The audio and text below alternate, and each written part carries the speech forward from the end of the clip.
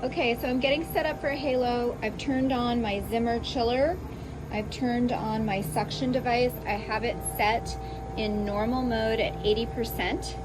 And I have, this is pre-cooling, but I'll put the Zimmer chiller at about a level of 8. So 80% and 8. And then I turned the laser on and I put it on the hybrid laser, which is dual wavelength 1470 and 2940, and I'm going to press this screen to continue. I'm doing both wavelengths 1470 and 2940, so I'm going to press the Halo Pro button. It's going to take just a moment to warm up those wavelengths. So back here on my back little towel, I have the patient's goggles, some sponges to clean their skin, some gentle cleanser, some water to wash their face, and I also have my little measuring tape. I like to use the measuring tape a little bit better than the roller ball. My halo has its tip on there ready to go. This is a new tip. These last about 90 minutes once we get started, and they are individual use. So every time you use a tip, after it either times out in 90 minutes of running time, so it won't time down while you're in standby, or if you turn the machine off, you'll need to put on a new tip. Also, I have my Pronox set up for my patient, and Pronox is nitrous oxide mixed with oxygen 50-50, and that patient can use that self-directed during the treatment for comfort. So the laser's still warming up, and now we have our selection of area screen. So I'm going to do her face, and I'm also going to treat her mouth as a separate area because she's got some perioral wrinkles that we want to do. So I'm going to press this perioral, and then I'm going to go to mapping, and it is asking me to put in some measurements. So I am going to measure my patient's face. She is numbing right now still with, I put a little occlusive barrier. I'm going to use this measuring tape to measure the different parts of her face, and then I'm going to add those into the computer. Ready, go. Okay, so the first thing I'm going to measure, I'm treating her mouth as a separate area. So I'm going to measure from underneath her nose down to her chin, and that's at about 8 centimeters. I am not going to go over her lips, so I'm going to take 1 centimeter away from there, and when I put it into the computer for the length, I'm going to put that at 7, because 8 minus 1 is about 7. For her width, I'm going to measure from here to here. So this is the mouth area, and it's about 9.5 centimeters. So I'm going to put that into the width.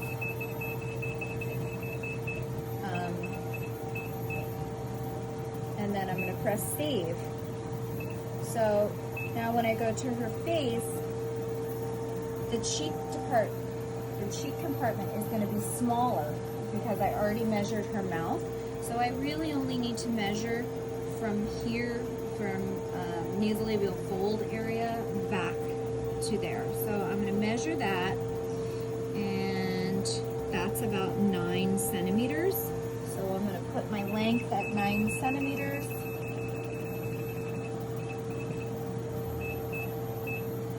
And then the width is from nasal ala across the cheek, and that's at about 9.5 centimeters.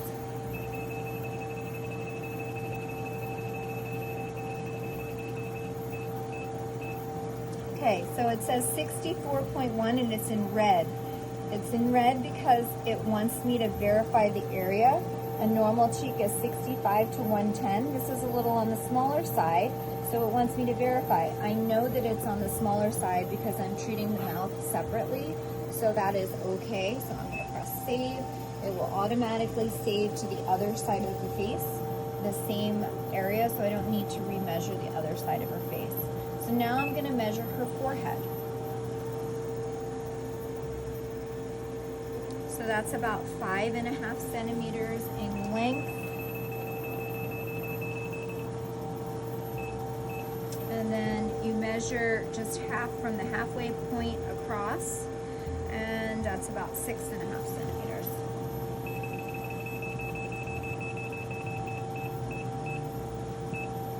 And it was also asking me to verify it's a little on the small side, but she doesn't have a large forehead, so I'm completely comfortable with that size.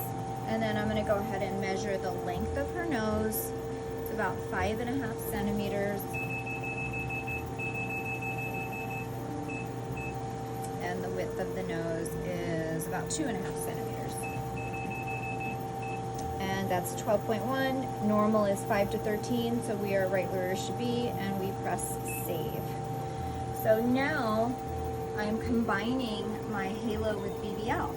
So this will all save, and I'm gonna get out of this screen and I'm gonna switch to BBL. So I'm gonna go back out of the halo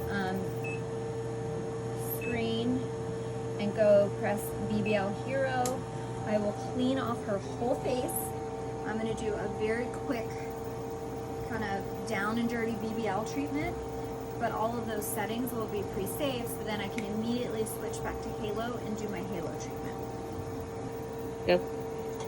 I'm doing a very abbreviated BBL just prior to the halo here, just trying to get good coverage and do 1 or 2 quick passes.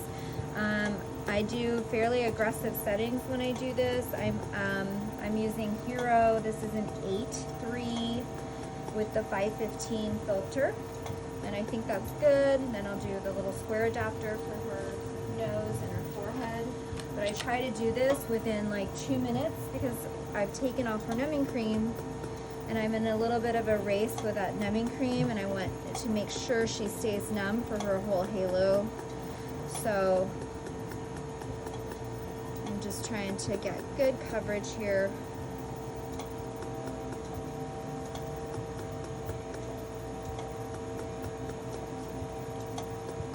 And she just had her eyebrows freshly done, so we want to stay away from them.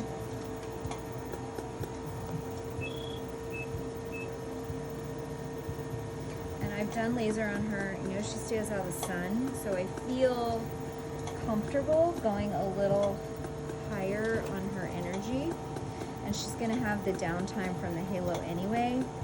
So doing this little pre-halo BBL is really going to bring these spots to the surface, and she'll get awesome results. I'm excited.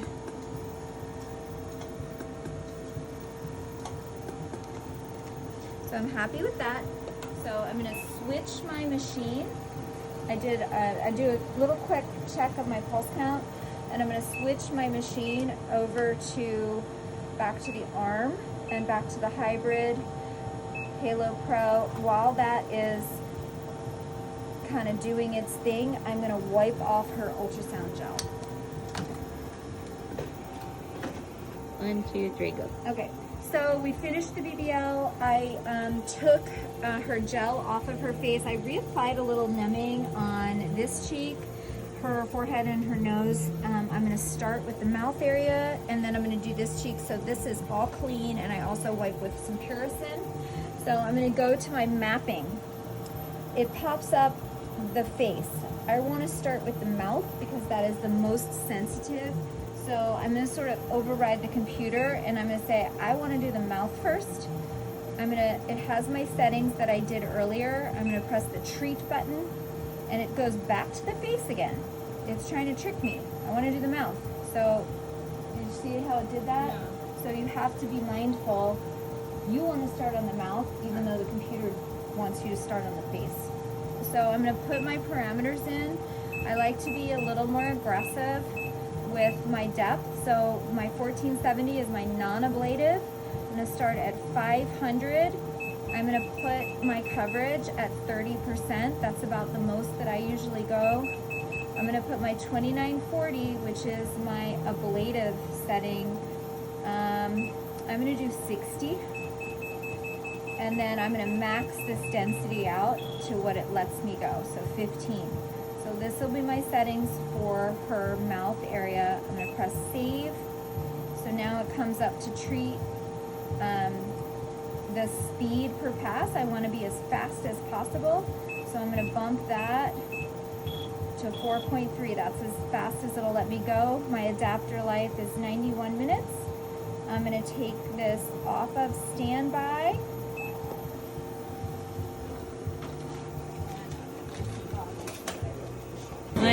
Yep. Okay, so I had her take a couple hits of Cronox. I have my assistant here with her a little bit of some cool air. I've turned my suction on for the buffalo filter, and I'm going to go ahead and start. We're going to start around her mouth. How's your pain? Okay. So those little dots that are showing up are from the 2940 wavelength. Those are that's the ablative wavelength. So that's actually making little holes in her skin where she'll grow new skin. The non-ablative 1470, you can't really see the channels that are being made in the skin because it's non-ablative. It's not making holes. It is making holes, but they don't vaporize. But she will still get collagen rejuvenation. Those little cells will die. The skin cells will die over the course of 3 to 5 days, and she'll get some swelling from that non-ablative part of this. So I'm just trying to get good coverage. The upper lip is sensitive, so I'm kind of going over there and then going away from it. Try to keep my handpiece perpendicular to the skin.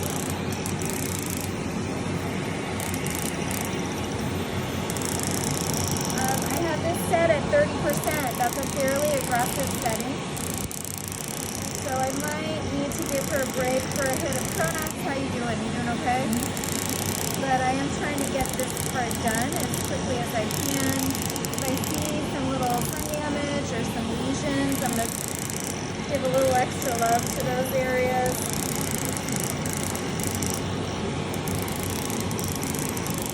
So we're at 15%. We're about halfway through. Do you need a Cronox or are you good? Good. Just let me know if you do. So the higher your percentage of the skin that you're treating, the longer the treatment would take, because it takes the laser a little bit longer to get to that higher percentage. And you can see the closer those dots are, got more dots. So we're at 20%, we got 10 more percentage points to go. Doing great. I can't wait to see her skin when she's done. It's going to be amazing. So that means we're treating 30% of skin. So 30% will grow new baby skin right where the laser went. Pretty cool.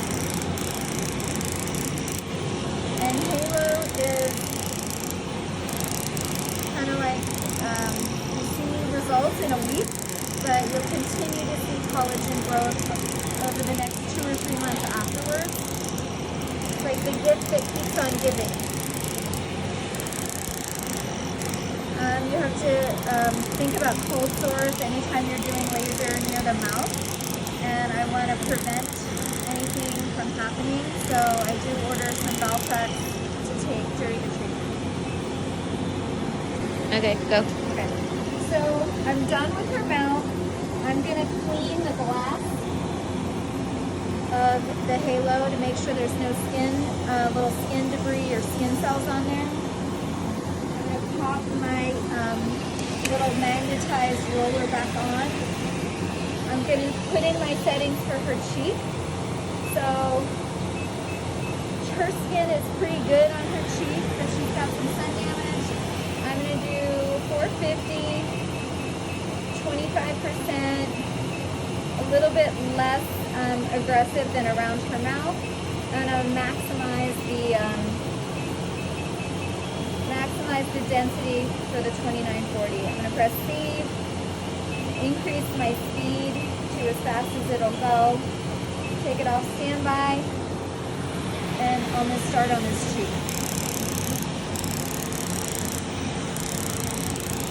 And I'm doing parallel, sort of laying down my little dots right next to each other. If you were doing a patient with melasma, you would want to make these a little further apart. But she does not have melasma, so I can kind of go right next to each other. And I'll kind of go back and forth in this up and down pattern until I get to the percentage that we set. I'll try to, I can pull down on her skin here. I can go a little bit closer to her eye. And try to get as close as I can there. She's got some brown spots there too. How's your pain, Amory? Not Doing okay? bad. Not too bad? No, good, thank you. I like the fan, thank you. Yeah, the fan's good. You can go that direction. You can go this direction. You could go diagonal.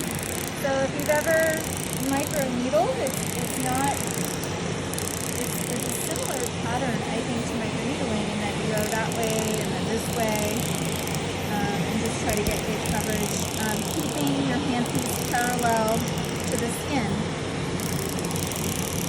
The green on the top of the laser, you can see this, this little light.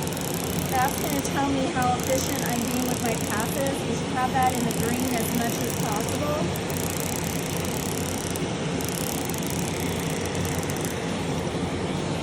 So she is now at 15% of 25.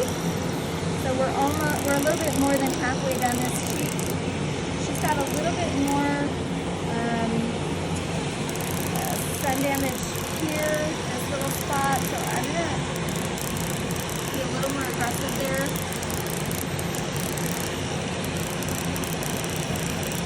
I'm trying to really get that guy.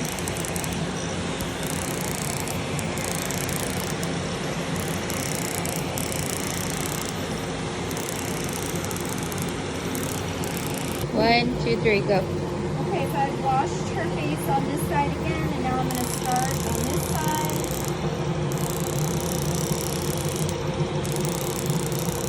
And same thing as the other side. Staying parallel to the skin. The computer has remembered my settings from the other side of the face, so I don't need to put new settings in for this side. I may adjust my depth a little bit when I get to the forehead because the skin is a little thinner there. But the computer is going to remember what I did on her left side of her face. Or right side of her face, I'm sorry.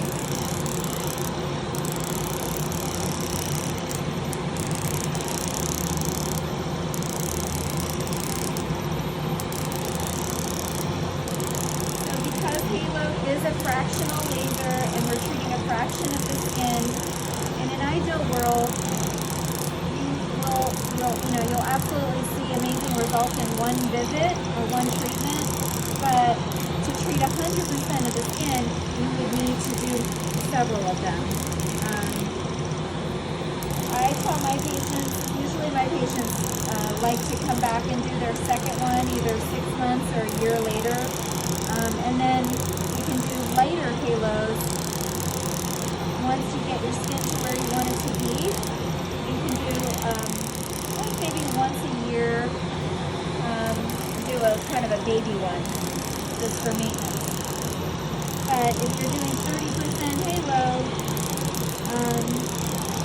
you need 3 of them, so to get 90% of the skin technically.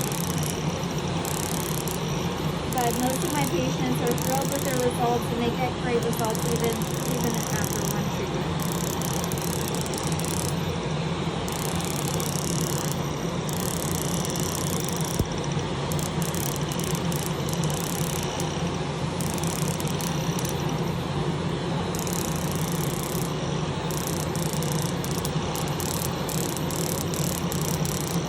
Got a little brown spot here. I just want to give some extra love to.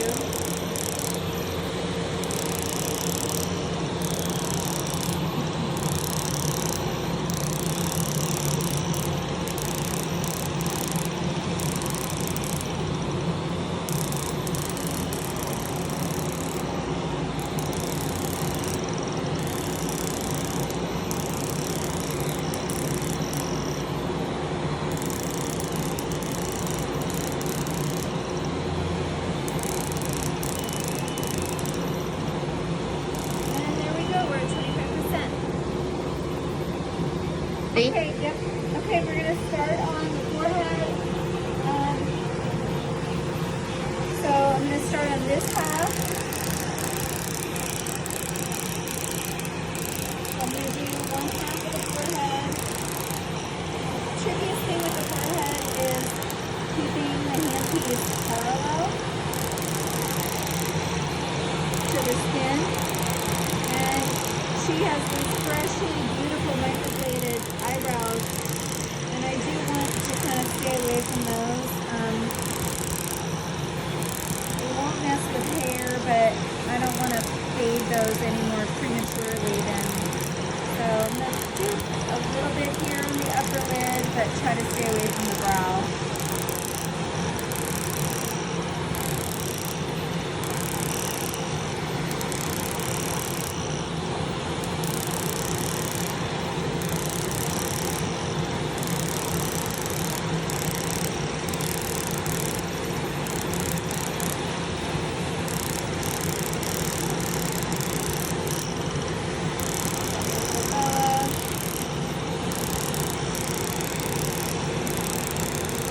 Go. Okay, so we finished the forehead. I'm going to start on the nose.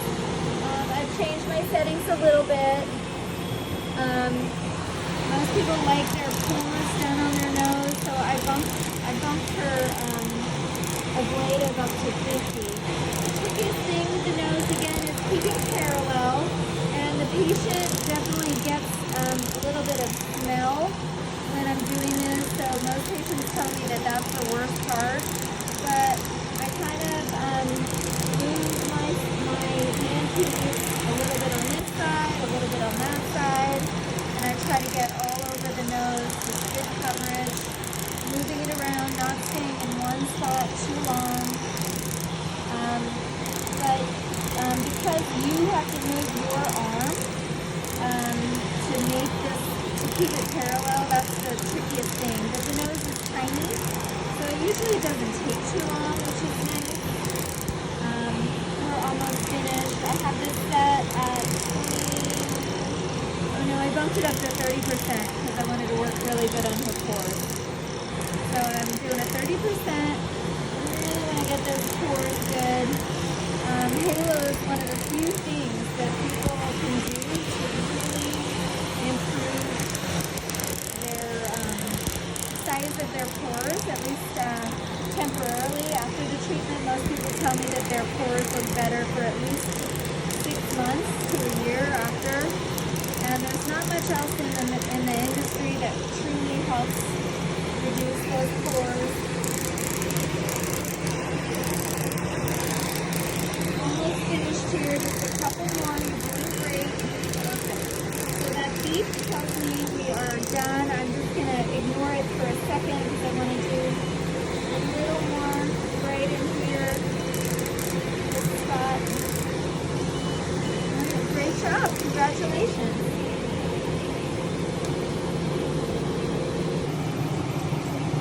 So this is our summary screen for what we just did with our patient. So usually I will take a little screenshot of this at the end of the treatment so that I can enter it into her chart. And then I'll go ahead and turn that machine off. I make sure that my Buffalo filter is off, and I'm leaving this the chiller on until I get some ointment onto my patient.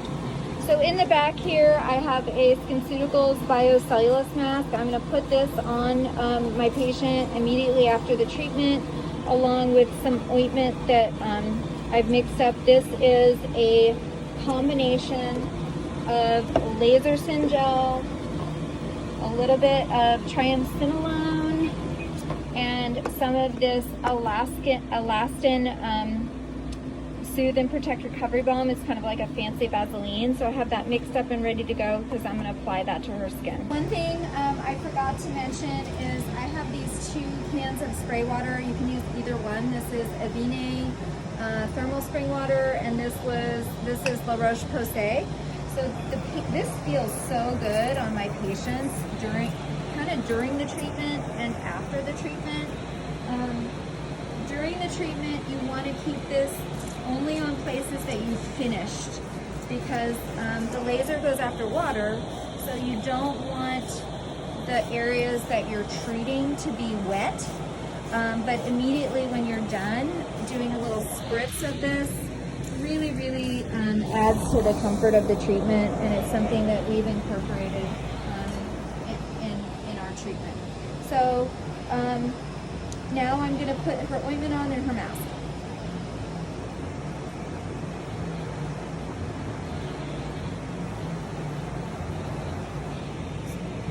So I'm putting a little of this ointment on. I'm being fairly generous, and I might rub this in a little bit.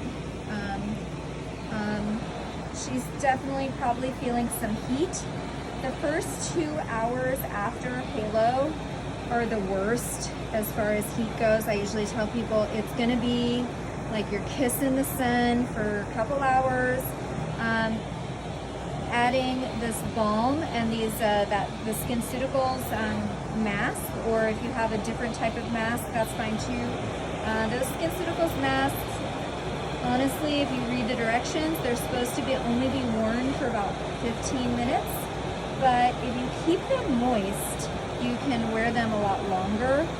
And that moist kind of soothing feeling really, really helps people. So I'm going to put this balm on, fairly thick coating there. And then I'm going to take my SkinCeuticals mask. I'm going to put that on her. And these just, when you put these on, it just almost feels like you're putting some of your skin back on. It feels so good. And I always put an extra one of these in my patient's kit to take home. They have a little baby bottle of that spring water in their kit, and that way they can spray this mask every 5 minutes, 10 minutes, and keep it nice and moist, because you don't want it to dry out. And it really helps during that 2-hour period of intense heat after the treatment. So she'll go home with that. If she wishes to drive home, that's fine. She'll kind of just sit, relax for 5 minutes here. And then 2 hours, her heat should feel a little better. She can take the mask off. I do give them extra ointment to use tonight. And then she'll wash her face tomorrow morning, apply a little bit more ointment. She can put sunblock on tomorrow. Sometimes the sunblock doesn't stick so well because, the face almost gets kind of sandpapery, but it's not going to hurt her. She can wear sunblock. I do ask that she keep the area nice and hydrated with some sort of balm for about 3 or 4 days until she's healed. But if she goes outside, I thick sunblock, something mineral-based zinc oxide that's mild, and also a nice big hat. So thank you, and I hope you found this helpful.